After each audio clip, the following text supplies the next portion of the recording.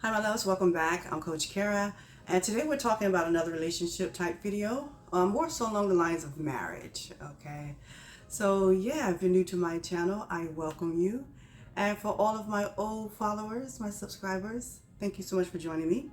I appreciate you always. Okay, so let's just get into this video. I just wanted to do a very quick video regarding 3 of the worst types of reason to marry. All right, so let's just go ahead and get started. Reason number 1 is because of loneliness. Now, I know that we're all trying to be loved on and get some kind of affection, even ready to have some lovemaking action going on. But the worst thing that you can do is to say yes or agree to be with someone forever because you are just simply afraid of being alone. And you may ask, well, why is that so bad? Because here's the thing, if you are making a lifelong decision, a lifelong promise to try to make someone happy, to show the greatest amount of love, and just be on this journey of greatness and happiness, well, it's going to be quite challenging. And here's why. If you have not found within yourself ways to combat feeling lonely, especially if it's like a long-term loneliness, and I know every so often, as one who is single, you may have bouts of loneliness, and that is quite normal. But if you have been single and feeling lonely and deprived of whatever it is for a very long period of time, that is where the concern lies. Because if you have not found ways or come to some sort of way internally to be able to fulfill whatever, I don't know, needs or whatever needs by an alternate means, that is a concern. Because now you're looking for the individual that you're trying to make some sort of lifelong decision with to be pretty much your everything, your happiness, whatever it is that you feel deprived. You're going to look for this person to be all of that you need, when you should already possess at least the bare essentials of being somewhat fulfilled. Because the reality of it is that when you bring someone into your life for forever, they're more so supposed to be like an accessory to your life, an addition to your contentment, or just an addition, just to make you feel complete. But if you're already not feeling complete, well, this person now becomes your everything. And that is the worst decision that you can make, because typically marriages like this don't end well and they don't last for very long. Another reason, one of the worst reasons to try to rush into marriage, well, is because you feel because you're young.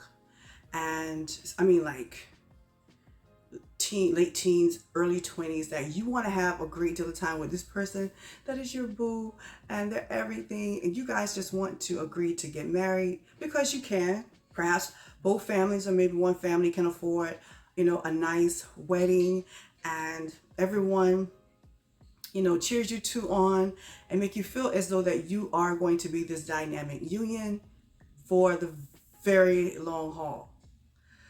Well, statistically, that's not usually the case. And the reason why that is because, well, you haven't really experienced life. Besides the fact that your brain may not have fully grown to where it needs to be, so you're less likely to make more mature and adult decisions. Yeah. But here's the thing. When you have two very, very young people who have more so or less, unless you're just like very mature for your age.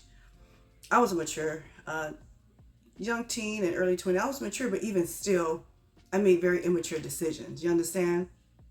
And even become a young mother, it grew me up, but at the same time, you don't make the best decision as someone who would be older, hopefully wiser, who will make those decisions. So when you choose to get married and someone gets pregnant. Now you two are pregnant, and you're not even 23, maybe even 25, whatever.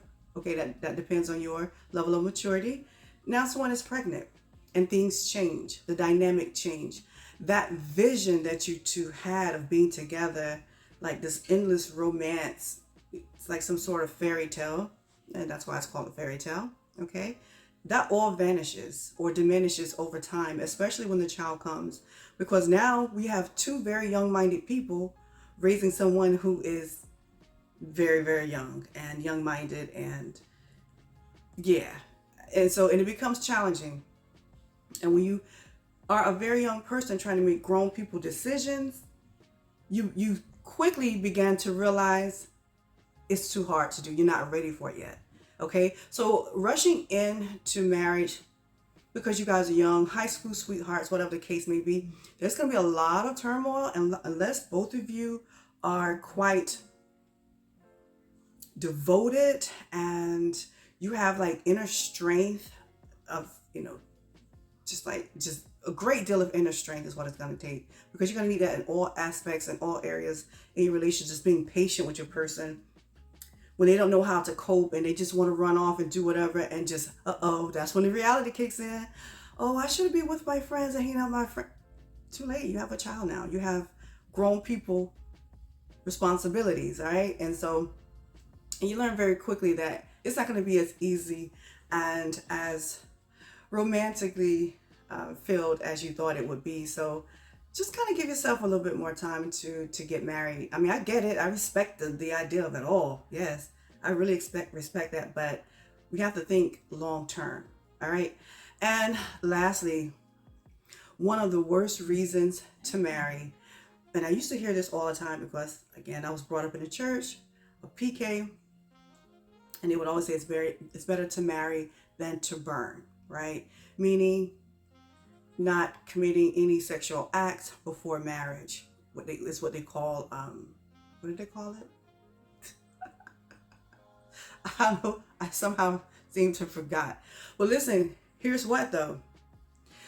When you are solely marrying because of religious purposes and beliefs, you better be somewhere sure that you are going to be 100% faithful to your religion. Like your faith is devout, like unwavering. Like there's a couple out there, I think it's maybe Muslim. They're very stern and strict in their beliefs. They don't waver. Sin is just like never on their to-do list, like ever. All right. There's a few religions out there you can do anything, and as long as you go to church on Sunday, it's all good. And you just start all over the next week, and you can continue to do more sins.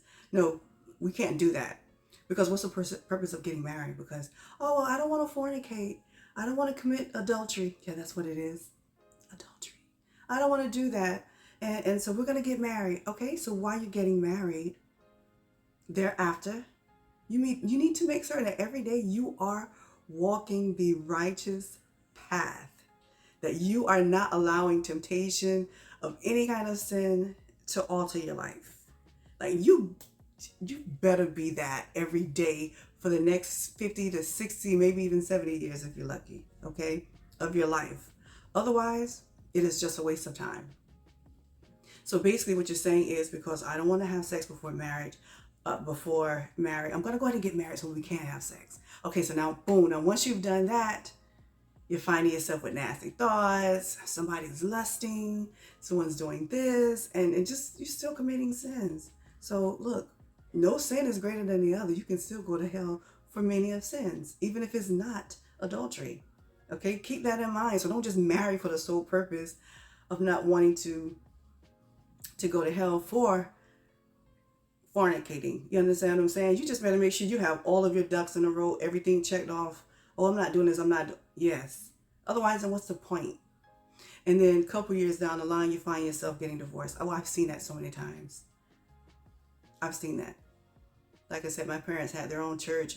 And so many people get married just for the sole purpose of not wanting to fornicate. But then the marriage lasts maybe a year and a half. And then they revert to their old ways. Okay, it's quite challenging, guys. It is a vow that has to be taken in with the utmost respect, loyalty. You know, you have to be devoted for that level of commitment. All right. So we have to stop playing around with the idea of getting married just for the sole purpose of. The idea of marriage is to have a lifelong, loving companionship with someone. It should not be about any other reason of getting married, you know, creating a family, about love. It really is all about love. Okay? All right, guys, I just wanted to come to you quickly with that. Let me know if you need any other relationship advice or any coaching. All of my information will be linked down below. I thank you so much for joining me always. Until next time.